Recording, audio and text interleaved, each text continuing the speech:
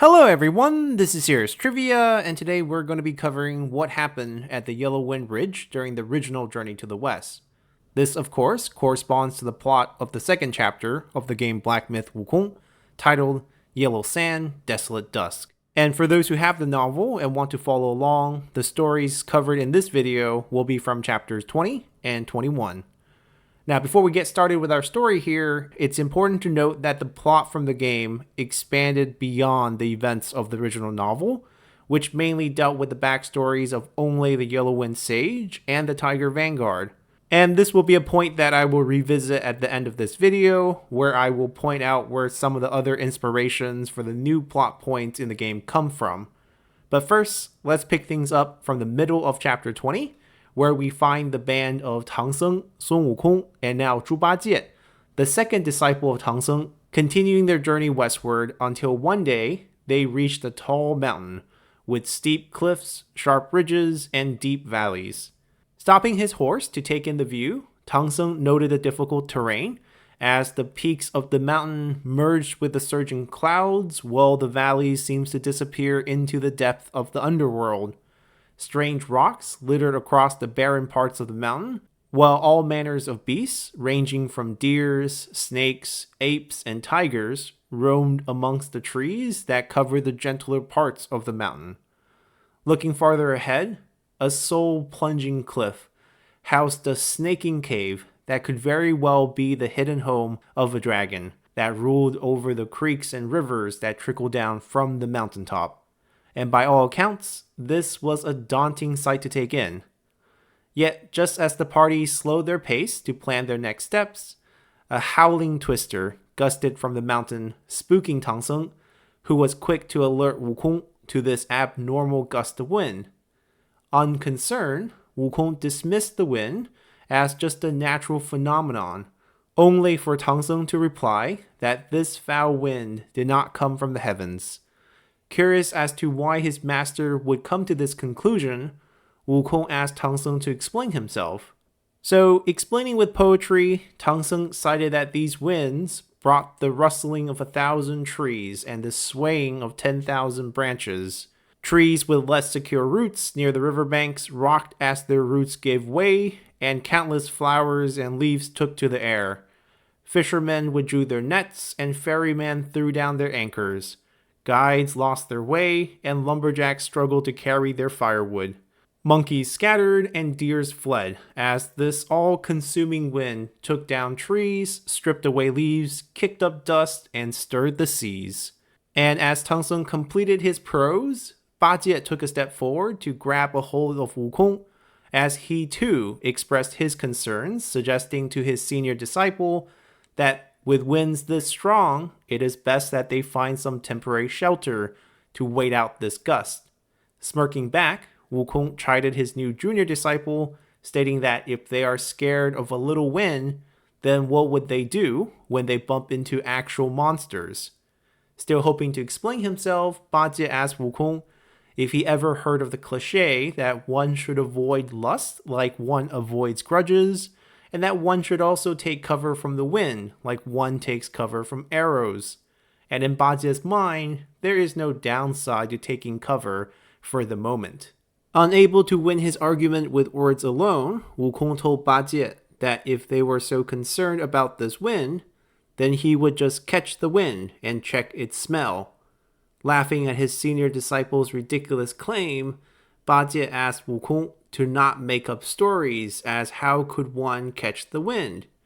To this, Wukong simply replied, "My brother, you do not know what I'm capable of," as Wukong turned around and snatched the wind by its tail. Pulling it close to his nose, Wukong sniffed and exclaimed that this was foul wind indeed,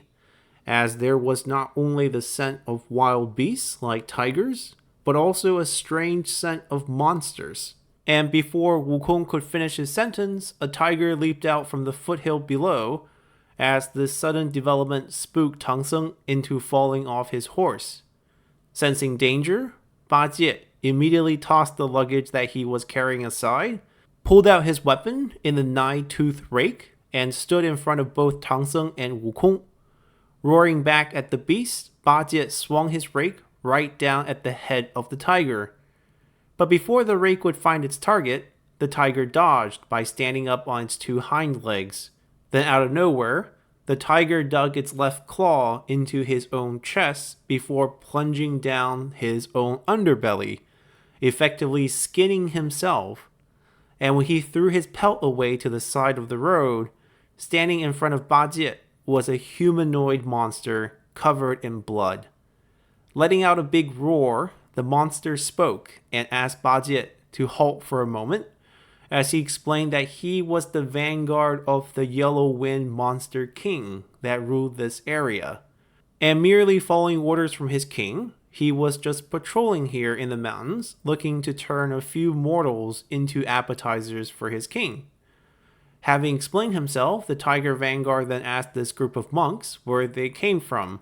and why they dared to take a swing at him. Unhappy about the Tiger Vanguard's condescending tone, Bajie cursed back, calling the Tiger Vanguard a foul beast, as he explained that they were not simple traveling monks, but rather the disciples of the monk who was the sworn younger brother to the Tang Emperor, and that they were traveling west on the orders of the emperor to reach the Western world and bring back the true scriptures of Buddhism. Bajie then warned the Tiger Vanguard to give way to their party, and that if he should spook his master again, then be prepared to answer to the merciless rake. Ignoring Bajie's warning entirely, the Tiger Vanguard leaped forward, swiping his talons right at the pig's face. Unfazed, Bajie dodged the strike and countered with a swing of his own rake. As the Tiger Vanguard was still unarmed, and thus at a disadvantage, he quickly turned around and fled down the hill. Giving chase, Bajie followed, only to find the Tiger Vanguard pull out a pair of cuprite-colored sabers, hidden beneath a stash of rocks at the bottom of the hill. Now with both sides armed, Bajie and the Tiger Vanguard started to exchange blows as Wukong and Tang Song watched from afar. Helping his master up, as Tang Song had previously fallen off his horse after getting spooked by the Tiger Vanguard, Wukong told his master to sit tight as he was going to go give a helping hand to Bajie. Still shaken from the earlier frightful sight, Tang Song nodded as he tried to calm himself by reciting the Heart Sutra. Now by this time, Bajie had already gained the upper hand as the Tiger Vanguard was already trying to flee. So when Wukong leaped down with his staff while screaming to not let the monster escape, the Tiger Vanguard sensed real danger as he reverted back to his tiger form to flee on four legs. But with Wukong and Bajie unwilling to let him go free, the Tiger Vanguard resorted to trickery as he once again skinned himself like before, except this time, instead of throwing his pelt to the side of the road, he threw it on top of a giant rock before using a spell to turn the rock with his pelt on it into a clone of himself, while he turned himself into a gust of wind. Now, with the clone leading Wukong and Bajie farther away, the Tiger Vanguard blew himself back up the hill towards their abandoned master Tang Song, who was still sitting there meditating and reciting the Heart Sutra.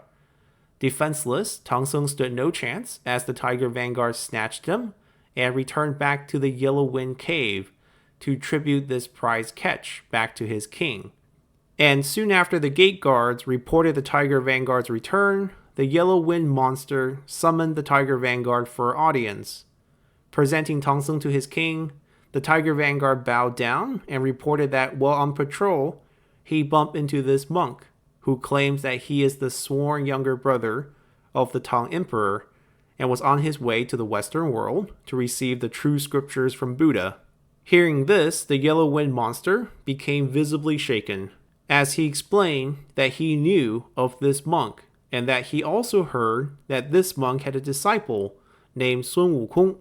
who was immensely strong and smart, so how were you able to capture him? The Tiger Vanguard quickly explained that actually this monk had two disciples,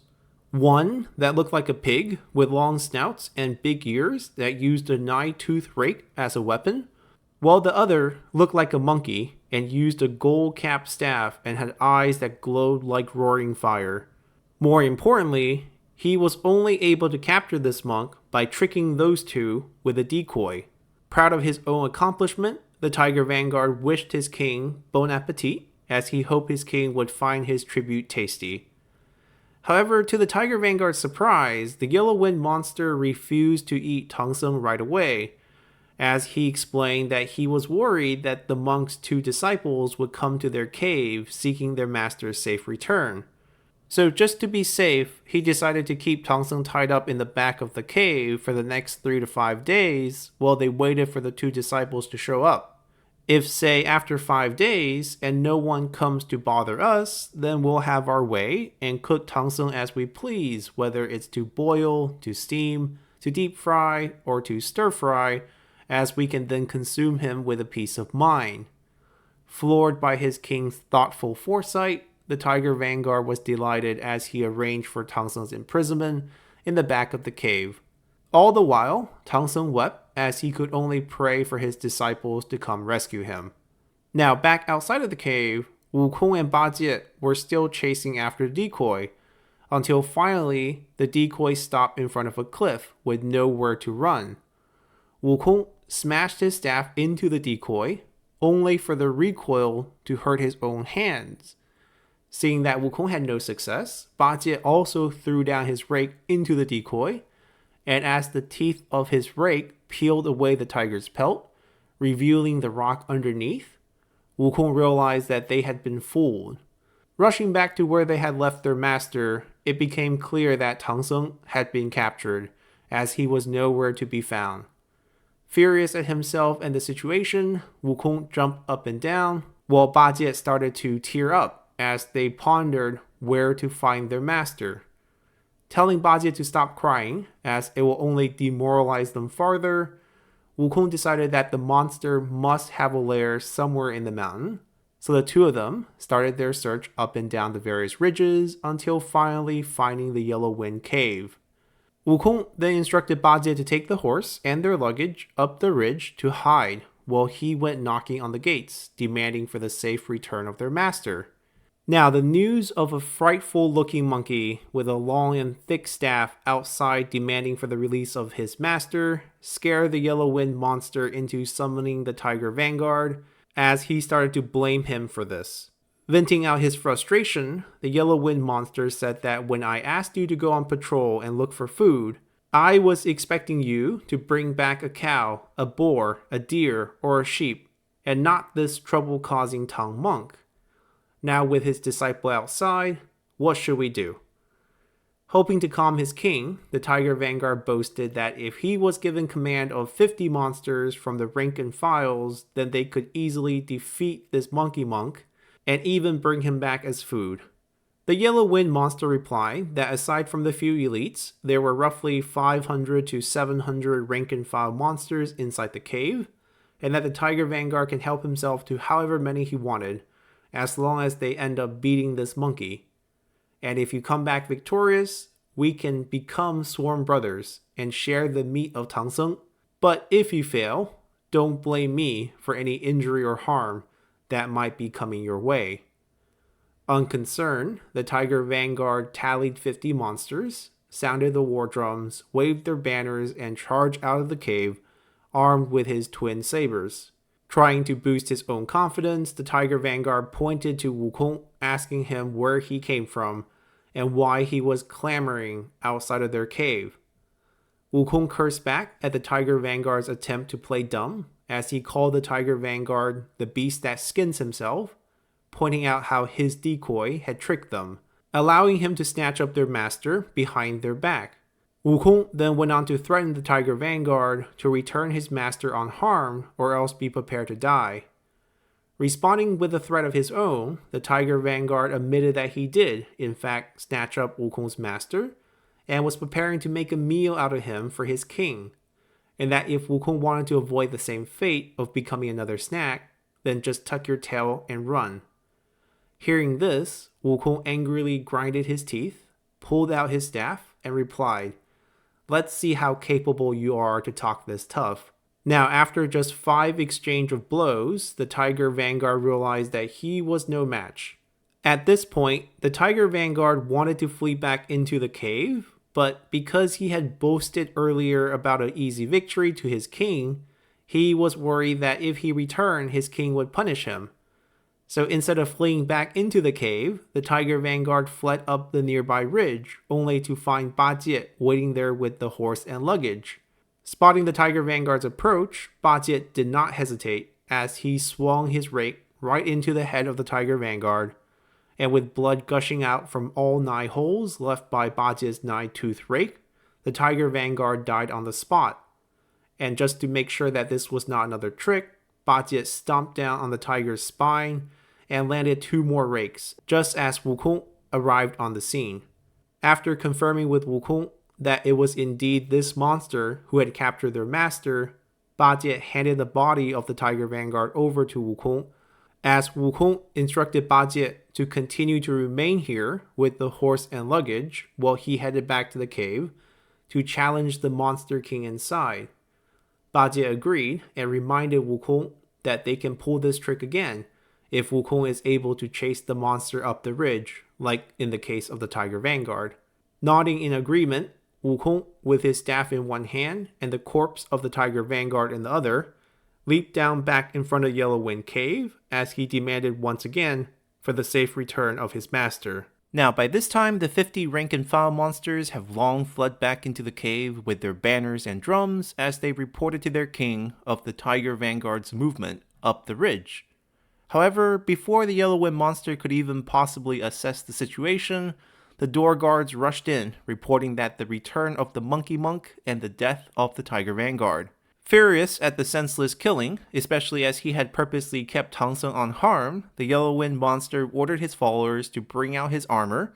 as he planned to go see for himself how strong this fabled monkey really was, and see if he could avenge his fallen Tiger Vanguard. Soon, cladded in golden armor from head to toe and carrying a steel trident, the Yellow Wind monster charged out of the cave and appeared in front of Wukong for the very first time. Yelling out to confirm his identity, the Yellow Wind monster asked Wukong if he was indeed the Sun pilgrim who was accompanying the Tang monk westward. Taunting the monster back, Wukong, still holding his staff in one hand and the corpse of the Tiger Vanguard in the other, replied back that he was actually the Yellow Wind monster's granddaddy, before asking once more for the safe return of his master. Unbothered by Wukong's taunt, the Yellow Wind monster observed Wukong closely from afar, and what he saw disappointed him, as the fabled all-powerful monkey appeared short, skinny, and quite ugly, as he ended up describing Wukong as a sickly, short skeleton. Laughing at how the monster was judging him off his appearance, Wukong dared the monster to try to hit him in the head with the trident, as he claimed that he will grow to twice his current size after absorbing the hit. Being offered a free strike, the Yellow Wind monster wasted little time as he thrusted his trident right at Wukong's head, but despite getting a clean hit, not a scratch was seen on Wukong's head, and just as Wukong had claimed, Wukong started to grow as he suddenly stretched to almost twice his original height. Slightly taken aback, the monster pointed his trident at Wukong, warning him that trickery like altering one's size will do him no good, and asked if he dared to exchange blows with him in a fair fight. Wukong laughed, while now calling the Yellow Wind monster his son, as he went on to explain how he will only show mercy if he's not forced to raise his hand, as once he raises his hand, there will be no return to mercy going forward. As though this taunt was not enough, Wukong returned to calling himself the Yellow Wind monster's grandfather, as he went on to explain how Granddaddy's swings are heavy, and how he worried that the Yellow Wind monster, or his grandson, would not be able to survive a direct hit. Irritated by Wukong's non-stop taunting, the Yellow Wind monster drove his trident right at Wukong's chest, but Wukong easily deflected the blow with his staff, as the two of them would go on to exchange roughly 30 blows without determining a clear winner. Hoping to break the stalemate, Wukong tugged a handful of hair from his body, put them into his mouth to chew them into even smaller pieces, before blowing them all out into the air while saying the word 变, or transform. And instantly, 100 or so small hair fragments all transformed into clones of Wukong,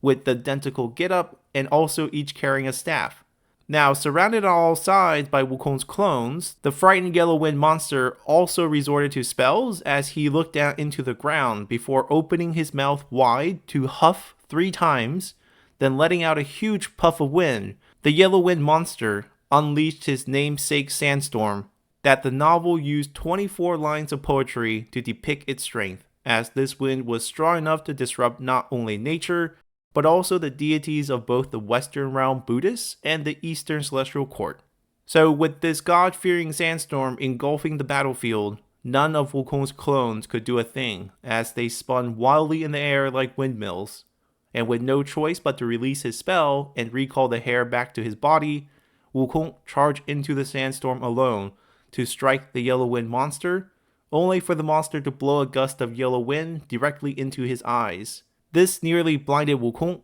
as now struggling to even open his eyes, Wukong could no longer continue the fight, as he hastily retreated away, while the victorious yellow wind monster recalled the sandstorm and returned back to his cave. All the while, Ba Jie, who was still tending after the horses and the luggage atop of the ridge, had been taking shelter and praying, as the sandstorm also made it impossible for him to keep his eyes open. Then suddenly, as the sky cleared, Ba Jie got up as he wondered if Wukong had won or not, and if their master was safe or not. But with no one else to look after the horse and the luggage, he couldn't go down from the ridge to check himself. And as anxiety was building up inside of him, Ba Jie suddenly hears Wukong's voice coming from the west. Welcoming the return of his senior disciple, Ba Jie made a brief comment about the strong winds earlier, before asking Wukong why he was returning from the west. Wukong went on to explain what had just happened before lamenting how strong the wind summoned by the monster was, as he too had the ability to call the winds and summon the rain, but even Wukong had to admit that the wind he can summon is nowhere as mean as the wind summoned by the yellow wind monster. After hearing this, Ba Jie followed up with a question about the combat capabilities of the monster, to which Wukong replied that his ability with the trident is not bad, but it's at most just on par with my ability with the staff, but his vile wind is difficult to overcome. Sensing that Wukong had no confidence in beating the monster, Ba Jie then asked how they will rescue their master, to which Wukong replied that their first order of business is to find him an eye doctor, as his eyes are still sore and teary from taking a direct gust in the battle. Panicking a bit, Ba Jie cried out that not only are there no doctors in the middle of the ridge, there are also no sight of any locals who could provide them shelter for the night. Trying to calm Ba Jie down, Wukong stated that it seems like the monster is in no rush to eat their master, so at least for the night, the two of them can safely leave the ridge, return back to the main road, and hopefully find a place to stay for the night. Agreeing with Wukong, Ba Jie put the luggage on his back, grabbed the horse, and helped guide the semi-blind Wukong back to the main road. By dusk, they heard the barking of dogs and finally came upon a house on the south side of the road. Taking a quick glance, Ba Jie noticed that the sizable estate had their lights on, so he went knocking, hoping that the family inside would take them in for the night. And when the doors opened, an elder followed by a few younger farmhands, all armed with all sorts of farming tools, greeted them by asking who they were and what they were doing there. Explaining their journey to the west and their encounters earlier at the Yellow Wind Ridge, Wukong concluded by asking if it was okay if he and his junior disciple, Ba Jie, could take refuge for the night at the estate. Feeling much more at ease, the elder apologized for their tense reception, as he explained that this was a rather desolate place with more clouds than people, so they rarely get any visitors that are not monsters or bandits, which is why they came to the door armed to the teeth. Having explained himself, the elder welcomed both Wukong and Ba Jie into the estate, as tea, food, and a clean bed were provided. But before Wukong turned in for the night, he approached the elder, asking him if there were anywhere nearby that would sell eye medicine. Now at first, the elder thought one of them suffered from regular eye strain, but when Wukong explained how he took a gust of wind from the yellow wind monster, the elder was shocked in disbelief. Convinced that Wukong was lying, the elder explained that the wind from the yellow wind monster is not your typical seasonal wind or directional gust, but rather it was a form of divine wind called Sanmei Shenfeng, or the Samadhi divine wind. Now, Samadhi in Sanskrit, or sanmei in Chinese, is a Buddhist concept of mental concentration and meditation, an important step in the path towards true enlightenment. Containing a total of 3 forms that is represented by emptiness or kong, signlessness or wuxiang, and wishlessness or wuyuan. The Senmedi divine wind is powerful enough to darken the sky, hurt spirits and gods alike, scatter rocks and reform cliffs, and most of all, take the life of any mortal. So unless you're a deity in disguise, there is no way that you took a gust to the eyes and survived to tell the tale. Wukong then answered the elder's question by stating that while he is no deity in disguise, he was certainly stronger than most deities, so the wind merely made his eyes sore and teary. Upon hearing this, the elder went on to explain that while he did not know anywhere nearby where they can find an eye doctor or buy any eye medicine, he himself had long suffered from a similar eye ailment, and because of this, a long time ago, a traveling doctor had given him a lotion called the 3-flower 9-seed ointment that had been quite effective for him. With no other choice, Wukong begged if he could have a little bit of the lotion and try to see if it could work on his eyes. Happy to comply, the elder left the room to search for the lotion before returning with a small decorative jar made of precious agate gem. Opening the jar up and scooping out some lotion using a small pick made of jade, the elder applied the lotion on Wukong's eyes before instructing him to keep his eyes closed for the entire night, as the lotion should take full effect by the next morning. And with this matter complete, Wukong and Bajie briefly joked around a bit, as Bajie mocked Wukong for being blind before the both of them turned in for the night. By the first crack of dawn the next day, Wukong will wake up, open his eyes, and find his eyesight even better than before. However, as he turned to look at Bajie, he noticed that they were no longer resting in a room, but rather out on the open field with a few old locust and tall willow trees around them. Waking Bajie up, Wukong asked Bajie to also take a look around, and seeing no signs of the estate or the people, Bajie quickly got up on his feet to look for their horse and luggage. Stopping his panicking junior disciple, Wukong told Bajie that the horse was still tied to the tree over there, and the luggage was still right behind Bajie's head. Confused by what had happened, Bajie foolishly asked why the elder and his family had moved away in the middle of the night without telling them, and how they were so dead asleep that they couldn't even hear the sound of deconstructing the house. Laughing at his idiotic junior disciple, Wukong pointed to a piece of paper nailed to the tree as Bajie walked close to read the poem written on it. The poem basically states that the estate was an illusion conjured by the Buddhist temple protectors, who transformed themselves into the elder and farmhands to give aid to heal Wukong's eyes. And now that they are well rested and healed, please go and rescue their master with haste. Slightly mad at these deities, Wukong went on to complain about how after Tang Seng switched to the Dragon Prince horse, these deities basically started to slack off, and even now when their master is in real danger, they only offer the bare minimum amount of help. As Bajie had just recently joined the party westward, he expressed his confusion, only for Wukong to explain that ever since Tang Seng left the Tang Empire, Guanyin Pusa, under the instruction of Buddha himself, had ordered the Hu Jiao Qielan, or the Buddhist temple protectors, the Liu Ding Liu Jia, or the 6 secondary and 6 primary Taoist deities representing the 12 zodiacs, the Wu Fang Jie Di, or the gatekeepers of the 5 directions, another group of Buddhist deities, and finally Si Zhi Gong Cao, or the 4 imperial attendants of the 10 kings of the underworld, to help keep a constant but hidden watch over Tang Seng's safety during this entire journey. Now for Bajie, who was still thankful for the meal served to him the night before, he had no complaints about this lack of effort from these deities, as he quickly reminded Wukong that they should shift their focus back on trying to save their master. Agreeing with Bajie, Wukong instructed him to remain here once again with the horse and luggage, as he intended to sneak into the Yellow Wind Cave first to see if he could locate their master inside. Nodding in agreement, Bajie stated that this was definitely the most important thing, as if their master was already dead and eaten, then they could just call off the journey and disband the party on the spot. Tired of Bajie's attitude, Wukong told Bajie to stop talking nonsense as he left for the Yellow Wind Cave. Once at the gate, Wukong found the gate guard still snoozing inside, so after a quick chant of a spell, Wukong transformed himself into a mosquito as he slipped through the cracks in the front door before taking a bite on one of the gate guard's face. Waking up in pain, the gate guard flipped onto his feet and realized that the sun was already up outside. So he turned around and opened the interior gate behind him, allowing for the switching of the guards as Wukong, still in his mosquito form, flew deeper into the cave. Along the way, Wukong noticed many veteran monsters drilling recruits, telling them that Wukong was bound to return today as the wind failed to kill him yesterday. Eventually making his way into the garden in the back of the cave, Wukong finally found his master, who was still tied to a post. Landing himself on top of his master's head, Wukong called out to his master.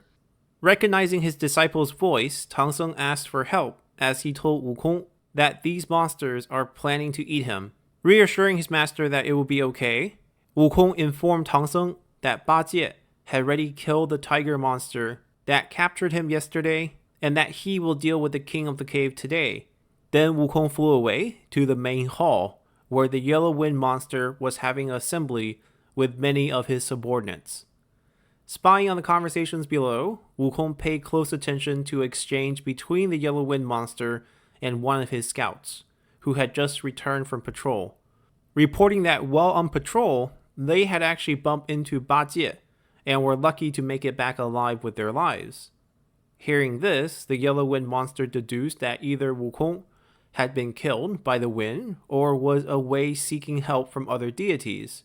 And when his troops heard of this, many of them expressed concerns of what if other deities come to help these monks. Unconcerned, the yellow wind monster tried to calm his troops down as he informed them that unless the Bodhisattva Lingji or Lingji Pusa comes, no one else can stop his wind. Ecstatic to hear this important clue, Wukong quickly flew out of the cave and rendezvoused with Ba Jie as he shared this news. But unfortunately, neither Wukong or Ba Jie knew how to find Lingji. And just as they were discussing their next steps, a sturdy elder with snow-colored hair but the complexion of a young child approached them from the main road, appearing almost out of thin air. Guessing that this must be another deity coming to help them, Ba Jie asked Wukong to go ask him if he knew where to find Lingji Pusa. Yet when Wukong put away his staff, straightened his robe, and approached the elder politely to inquire if it was okay to ask him a question, the elder ignored the inquiry as he instead asked them what temple did they belong to and why were they here in the middle of nowhere. So Wukong patiently explained their origins and their current predicament as he hoped this elder can inform them where to find Lingji. And just like how Ba Jie had predicted, the elder informed them that Lingji resides in the far south, more than 2,000 li or 1,000 kilometers from here,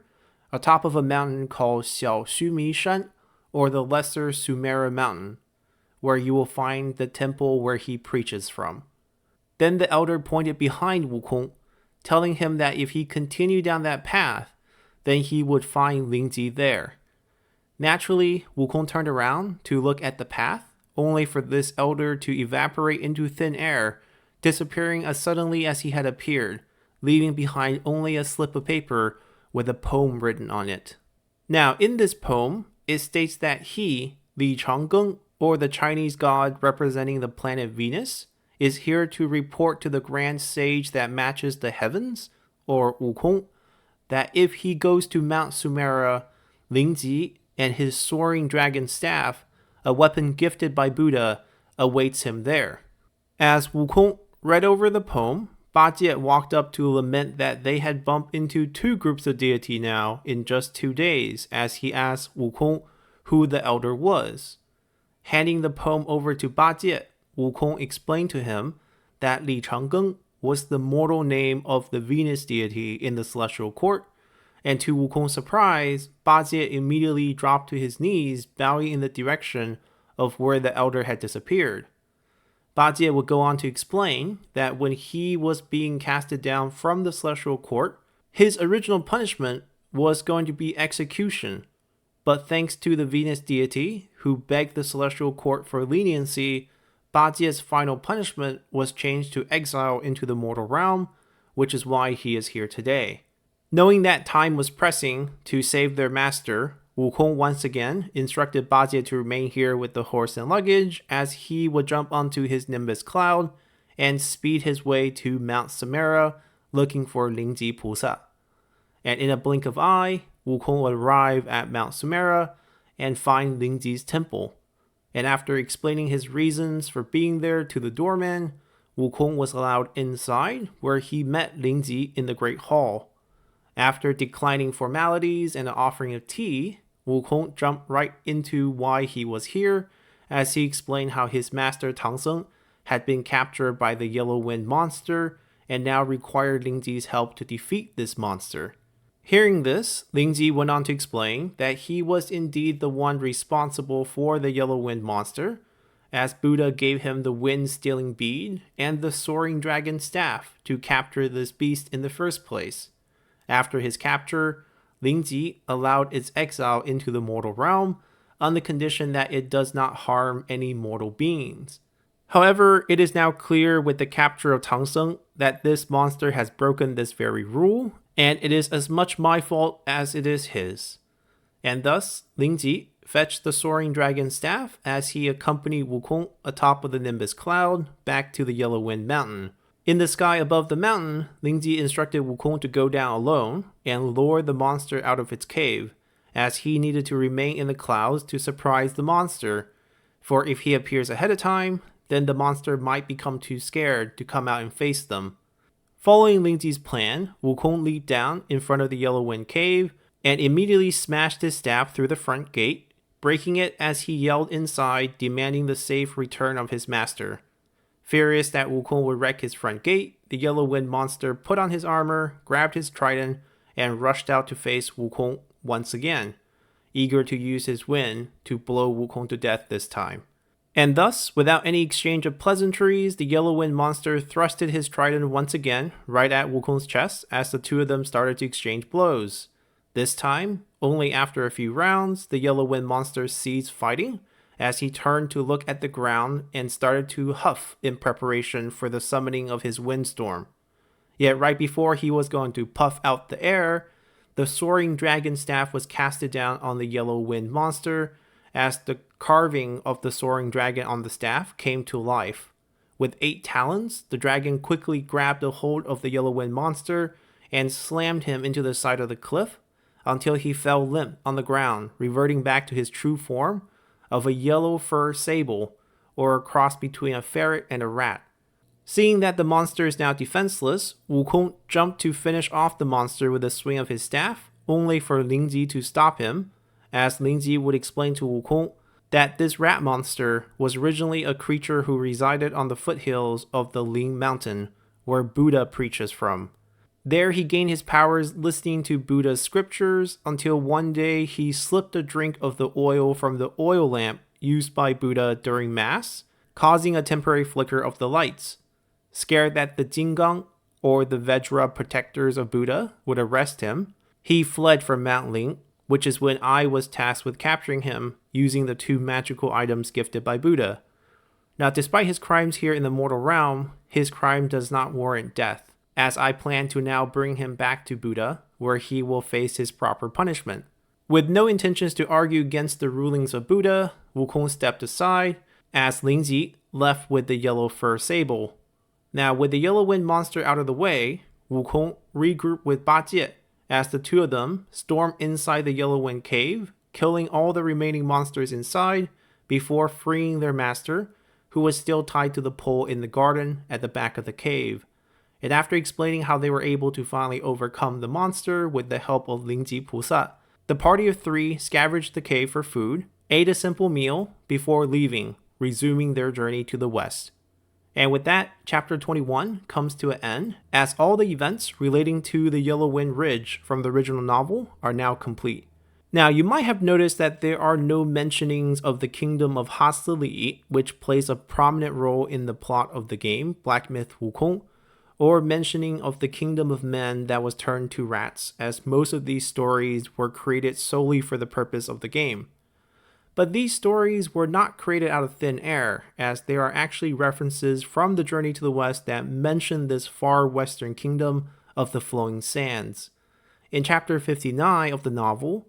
Ba Jie mentions the kingdom of Hasili as the kingdom of the setting sun, where because of its location on the western edge of the world, the sun rests on its horizons from 3 p.m. to 7 p.m. every day,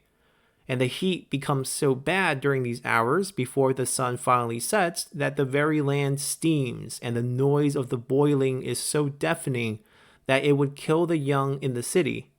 So in order to offset the noise caused by the sun, every day in the afternoon, the king would order guards to play instruments like drums and horns on the city wall in order to drown out the noise until sunset. And from this, the game created the story of how Buddha gifted the magical drum to the kingdom that would drown out the sounds of the hissing sand. But once the kingdom turned its back on Buddhism, Lingji unleashed the giant insect Fu Ban to leap out from the sands whenever the drum was struck to punish this kingdom.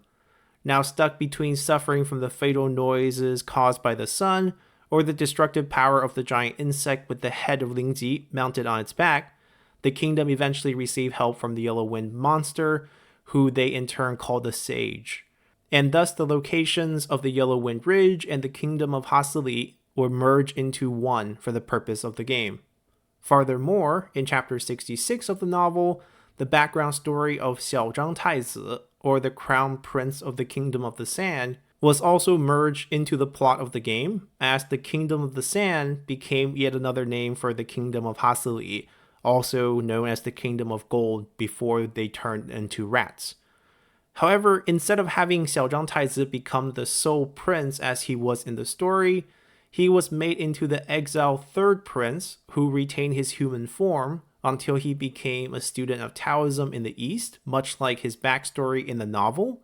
And because of his appearance as reinforcement against Yellowbrow in the original novel, we find him fitting seamlessly into his role in chapter 3 of the game when we find him captured inside the Pagoda realm. Now, those stories for chapter 3 will have to wait for our next episode in this series on what happened in the original novel, as our video here comes to an end. Hopefully you all have enjoyed this episode enough to hit that like button and drop a comment below, and I'll see you all next time. Bye!